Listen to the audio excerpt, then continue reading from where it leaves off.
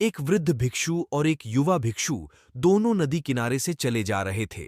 तभी उन्होंने देखा कि एक युवती नदी में डूब रही है और बचाओ बचाओ के लिए आवाज दे रही है। युवा भिक्षु तुरंत नदी में कूदा और युवती को नदी से बाहर निकाल लाया। इस तरह से उसने उस युवती को बचा लिया। इतने में वृद्ध भिक्षु गर्म हो गए। अरे, तुमने उस महिला को छू लिया। अब मैं तुम्हें बुद्ध से कहूंगा और तुम्हें दंड प्रायश्चित दिलवाऊंगा। दोनों बुद्ध के सामने पहुंचे। वृद्ध भिक्षु ने कहा, भंते, इसको दंड मिलना चाहिए। बुद्ध ने पूछा, क्यों?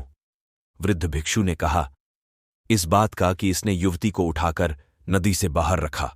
इसने उसे छू लिया।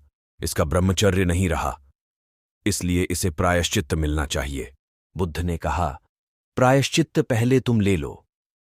मैं किस बात का प्रायश्चित लूं? विस्मय से उसने पूछा।